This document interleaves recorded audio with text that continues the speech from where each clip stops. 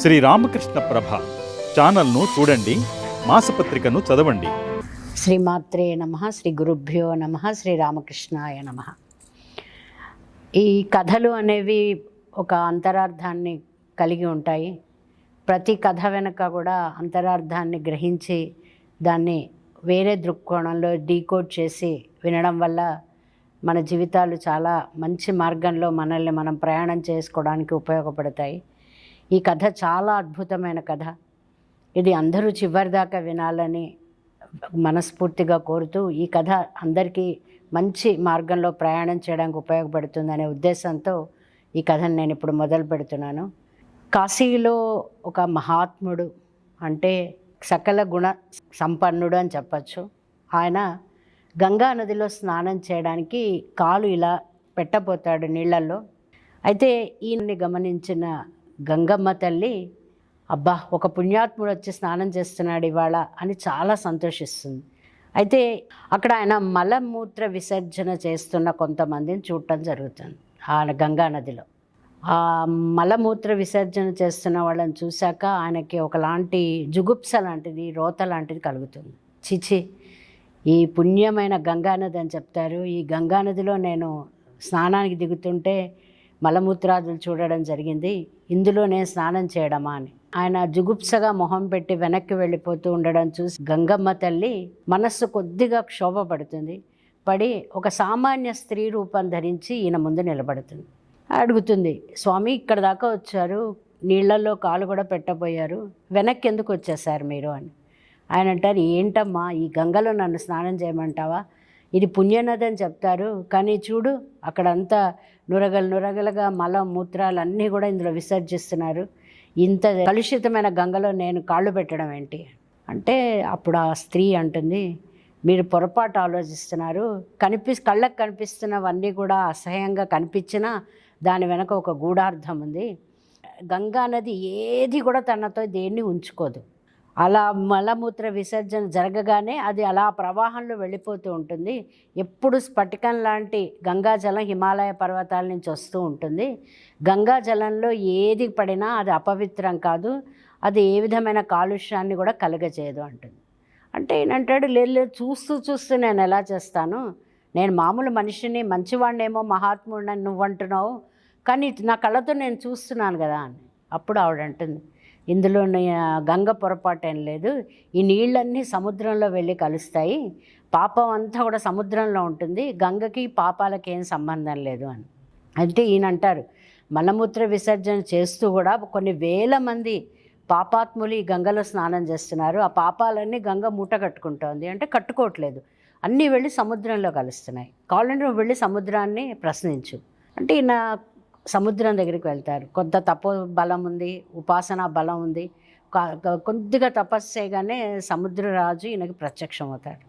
ఆయన అంటారు, ఇది అందరం నీ నదుల్లో స్నానం చేస్తాం, సముద్రాల్లో స్నానం చేస్తాం, కొన్ని విశిష్ట మాసాల్లో సముద్ర స్నానం చాలా గొప్పది, కానీ ఏం లాభం, గంగలో ఉన్న పాపమంతా వచ్చి నీలో కలుస్తోంది, మేము స్నానం చేయడం వల్ల పుణ్యం ఏంటి అంటే, సముద్రుడు అంటాడు, నాలో ఏదీ కలవదు, ఎందుకంటే నేను అసలు నా యొక్క ఎంత నా పరిధి అంచనా వేయడం ఎవరి వల్ల కాదు, నా ఏ పాపం నాలో కలవదు అంటే, మరి గంగ చివరికి కలిసేది నీలోనే కదా అంటే, అప్పుడు సముద్రుడు అంటాడు, రోజుకి నీరంతా ఆవిరైపోతూ ఉంటుంది, ఆవిరితో పాటు అన్నీ పైకి వెళ్ళిపోతూ ఉంటాయి, పాపాలని నేను వేటిని తీసుకోను, నేను నిమిత్త మాత్రమే అని.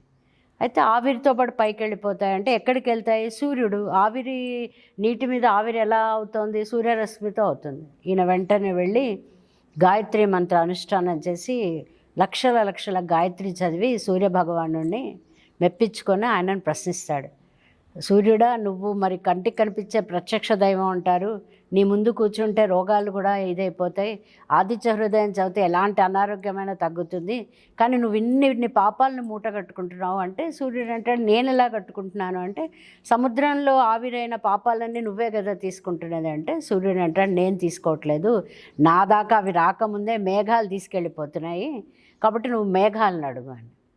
అప్పుడు మేఘాలని ప్రశ్నిస్తాడు ఈయన, ఏంటి పాపాలన్నీ మీరు మూట కట్టుకుంటున్నారు, ఎక్కడ వీటికి అంతం ఏంటి, ఎక్కడెక్కడ ఇవన్నీ కూడా సమాప్తం అయిపోతున్నాయి, మీరు నా ప్రశ్నకు సమాధానం చెప్పాలి అంటే అప్పుడు మేఘాలు అంటాయి, మేమేం చేయట్లేదు, మేము అలా ఆవిరిని తీసుకుంటాము, వెంటనే నీటి రూపంలో వర్ష రూపంలో కింద వదిలేస్తాము, మాకు ఈ పాపాలకు ఏం సంబంధం లేదు, పాపాలు తీసుకోవడం కానీ పాపాలు చేయడం కానీ మాకు ప్రకృతిలోనే లేదు అని చెప్పేస్తా.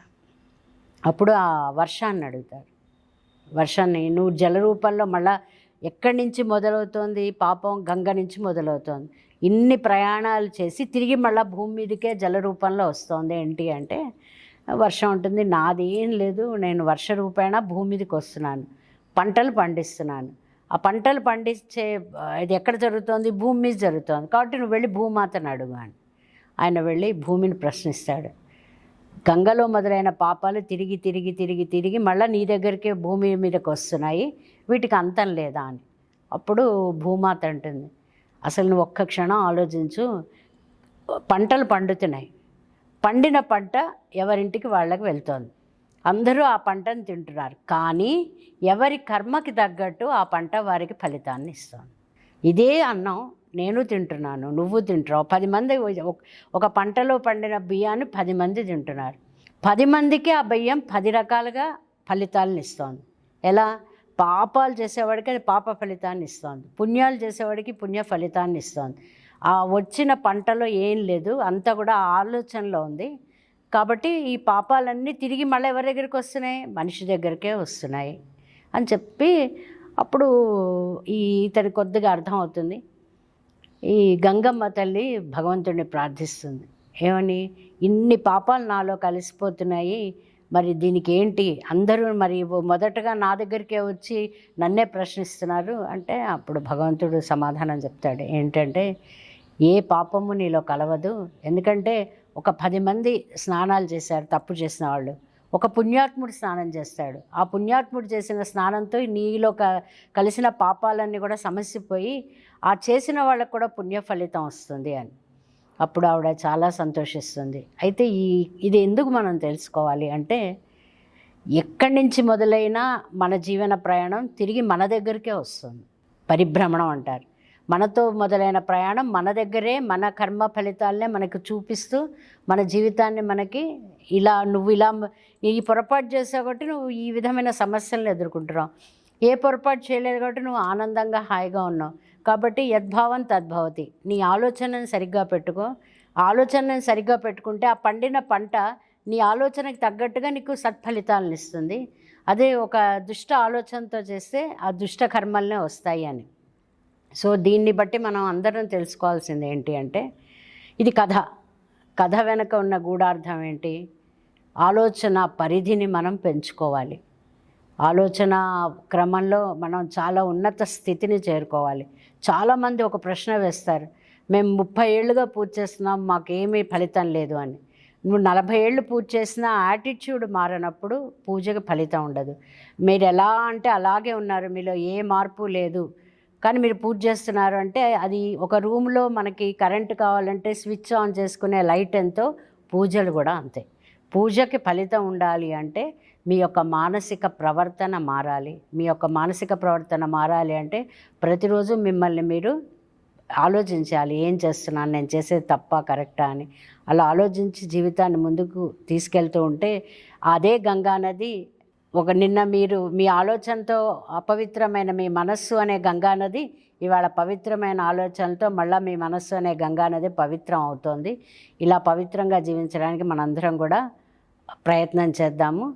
ఈ ప్రయత్నంలో ఇలాంటి కథల్ని తప్పకుండా విని మిమ్మల్ని మీరు ప్రోత్సహించుకోండి, మమ్మల్ని కూడా ప్రోత్సహించండి. శ్రీమాత్రే నమః.